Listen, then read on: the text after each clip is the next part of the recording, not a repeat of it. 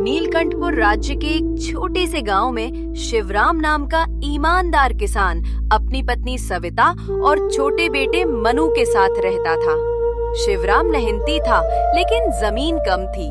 वो अक्सर कहता, मेहनत से बड़ी कोई ताकत नहीं होती। फसल चाहे छोटी हो, पर इज्जत से पेट भरता है। एक दिन सुबह जब वह खेत में हल चला रहा था, तभी उसे पास की झाड़ियों में एक घायल हिरन का बच्चा पड़ा मिला।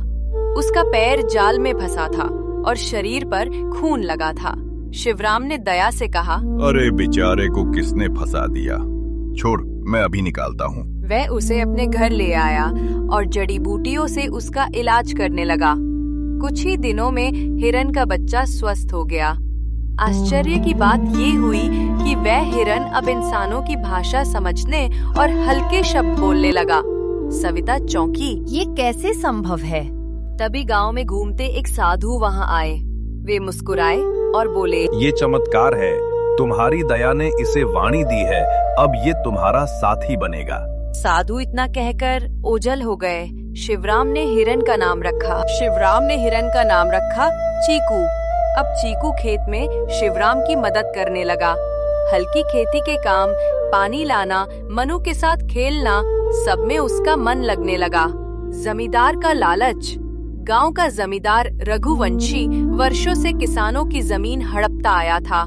जब उसे खबर लगी कि शिवराम के घर एक बोलने वाला हिरन रहता है, तो वो बोला, अगर ये मेरे पास आ जाए तो मैं इसे दिखाकर सोने के सिक्के कमा सकता हूँ, और शिवराम की जमीन वो तो अपने आप मेरे हाथ लग जाएगी। उसने अपने कारिंदे गोपाल से कहा, जाकर कहो कि हिरन मुझे दे दे, वरना समझ ले।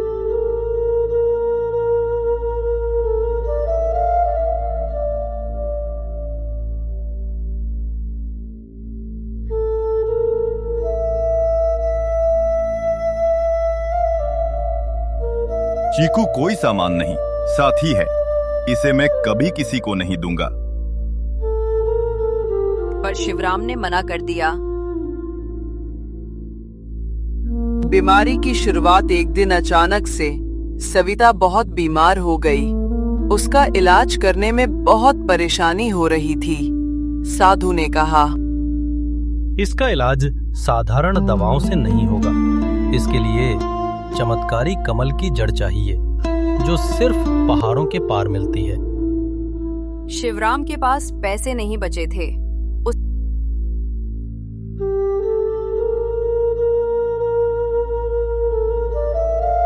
उसने अपने भाइयों से मदद मांगी, पर उन्होंने साफ कह दिया, तू हीरो बनता है गांव में, अब भुगत। हताश शिवराम बैठा था कि तभी चीकू बोला, मित्र, चिंता मत करो, मैं उस कमल की जड़ लाऊंगा। और वो रातों रात जंगल पहाड़ों की ओर निकल पड़ा। कई खतरों से गुजरकर चीकू जड़ लेकर लौटा। सविता ने वो जड़ खाई और धीरे धीरे स्वस्थ हो गई। चमत्कारी फसल। वही साधु ने चीकू को एक जादुई बीज भी दिया था। उन्होंने कहा, इस बीज से उगी फसल पूरे गांव का पेट भरेगी, पर याद रहे, जब समृद्धि आए तो दूसरों की मदद जरूर करना। शिवराम और चीकू ने खेत में बीज बोया।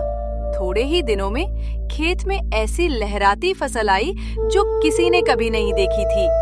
सोने जैसी चमकती बालियां देखकर गांव वाले दंग रह गए।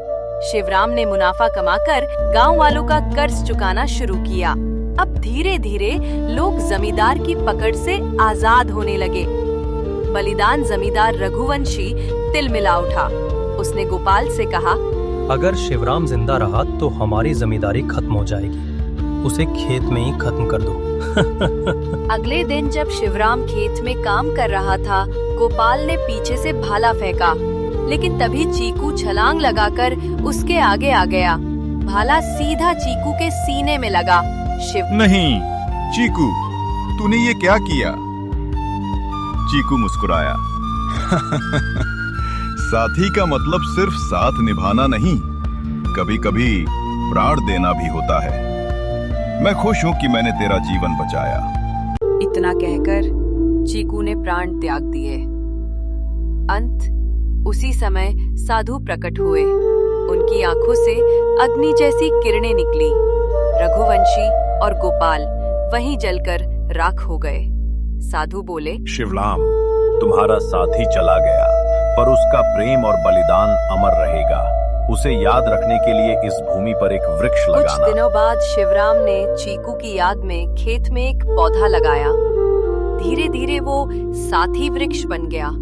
गांव वाले कहते थे, ये सिर्फ एक वृक्ष नहीं, चीकू की आत्मा है, जो हमें सिखाता है कि सच्चा साथी कभी-कभी इंसान नहीं, बल्कि एक जानवर भी हो सकता है।